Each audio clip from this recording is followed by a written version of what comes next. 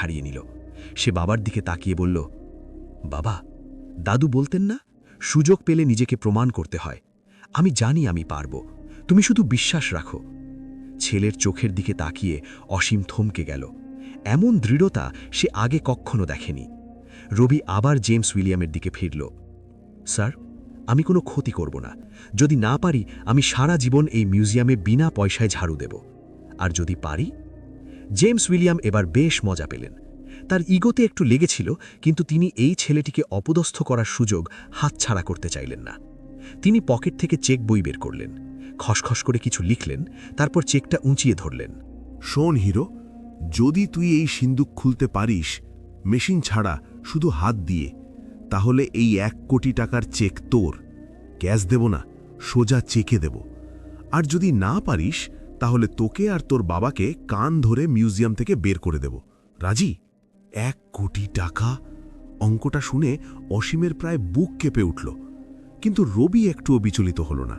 সে শান্ত গলায় বলল, রাজি। চারদিকে ফিসফাস, গুঞ্জন, ক্যামেরার ফ্ল্যাশ ঝলকানি দিচ্ছে। রবি ধীরে ধীরে মঞ্চের দিকে এগিয়ে গেল। তার হৃৎপিণ্ড দ্রুত স্পন্দিত হচ্ছিল, কিন্তু হাত ছিল স্থির। সে জুতো খুলে ফেলল। খালি পায়ে সে সিন্দুকটির সামনে গিয়ে বাড়াল। কাছ থেকে সিন্দুকটিকে আরও রহস্যময় মনে হচ্ছিল। রবি চোখ বন্ধ করল। সে মনে করার চেষ্টা করল দাদুর শেখানো কথাগুলো আর স্টোর রুমের সেই পুরনো পুঁথির নকশাগুলো। সে তার ডান হাতটা সিন্দুকের উপর রাখল। প্রথমে কিছুই হল না। দর্শকরা অধৈর্য হয়ে উঠছিল। জেমস উইলিয়াম ঘড়ি দেখছেন, কিন্তু রবি অনুভব করল এক ক্ষীণ স্পন্দন। ধাতুটা আর ঠান্ডা নেই। রবির হাতের ছোঁয়ায় সেটা যেন সামান্য উষ্ণ হয়ে উঠছে। এই তালা কোনো চাবি দিয়ে খোলার নয়। এটি তৈরি করা হয়েছিল শব্দ আর কম্পন বিদ্যার ওপর ভিত্তি করে। রবি জানত সিন্দুকের গায়ে নির্দিষ্ট কিছু বিন্দু আছে, যেখানে নির্দিষ্ট ছন্দে টোকা দিলে ভেতরের মেকানিজম সক্রিয় হয়। এটি অনেকটা পিয়ানো বাজানোর মতো। ভুল সুরে বাজালে গান হবে না, ভুল জায়গায় চাপ দিলে তালা আরও শক্ত হয়ে যাবে। রবি সিন্দুকের বাম কোটে তর্জনে দিয়ে হালকা 3টে টোকা দিল, টুক টুক টুক। তারপর মাঝখানে হাতের তালু দিয়ে ঘড়ির কাঁটার বিপরীতে একটু ঘষল। এরপর ডান দিকের নিচের কোণে বুড়ো আঙুল দিয়ে জোরে চাপ দিল। হঠাৎ সিন্দুকের ভেতর থেকে একটা যান্ত্রিক শব্দ এলো, টিং। দর্শকরা চমকে উঠল। জেমস উইলিয়ামের হাসি মুখ থেকে উধাও হয়ে গেল। তিনি সোজা হয়ে দাঁড়ালেন। রবি থামল না। সে যেন এক ঘোরের মধ্যে ছিল। তার আঙুলগুলো সিন্দুকের গায়ে খোদাই করা নকশাগুলোর উপর দিয়ে দ্রুত চলতে লাগল।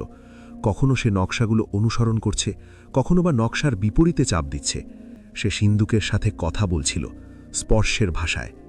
দাদু বলতেন, প্রাচীন কারিগররা তাদের আত্মাকে ধাতুর মধ্যে গেঁথে দিত।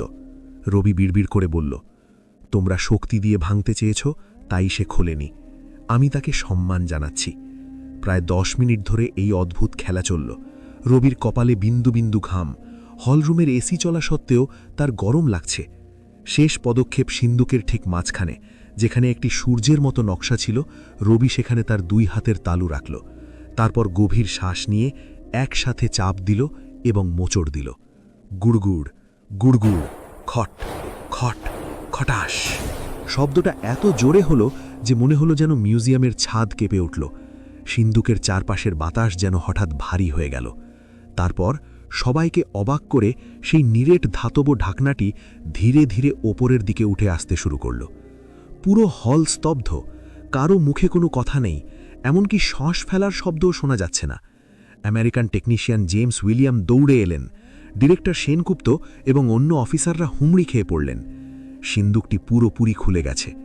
ভেতরে কি আছে? সবাই আশা করেছিল স্বর্ণমুদ্রার ঝলকানি বা হীরের দুটি দেখবে, কিন্তু ভেতরে যা ছিল তা দেখে সাধারণ মানুষ হতাশ হলেও উপস্থিত ইতিহাসবিদরা কেঁদে ফেললেন। ভেতরে কোনো সোনা ছিল না, ছিল কিছু প্রাচীন জীর্ণ চামড়ার থলি, থরে থরে সাজানো তামার তৈরি সিলিন্ডার, কিছু গুটানো পার্চমেন্ট বা ভূর্জপত্র যা বিশেষ উপায়ে সংরক্ষিত, আর ছিল কিছু অদ্ভুত ধাতব প্লেট যাতে সূক্ষ্ম হরফে কিছু খোদাই করা, এবং একদম মাঝখানে ছিল একটি রাজবংশের শিলমোহর। একজন প্রবীণ ইতিহাসবিদ কাঁপা কাঁপা হাতে একটি ধাতব প্লেট তুলে নিলেন। তিনি চশমা ঠিক করে পড়ার চেষ্টা করলেন, তারপর চিৎকার করে উঠলেন, ঈশ্বর, এ তো সেই হারানো জ্ঞানকোষ। আমরা ভাবতাম এগুলো পুড়ে ছাই হয়ে গেছে। এখানে প্রাচীন ভারতের চিকিৎসাশাস্ত্র, বিমানবিদ্যা এবং এমন সব টেকনোলজির নকশা আছে যা আমরা কল্পনাও করতে পারিনি। এ তো সোনা হীরের থেকেও দামি। এ তো আমাদের ইতিহাস বদলে দেবে। মিডিয়ার ক্যামেরার লেন্সগুলো এখন রবির দিকে ঘুগল। সে এক কোণে শান্ত হয়ে দাঁড়িয়েছিল। তার কাজ শেষ। তার বাবা অসীম তখনও বিশ্বাস করতে পারছিলেন না।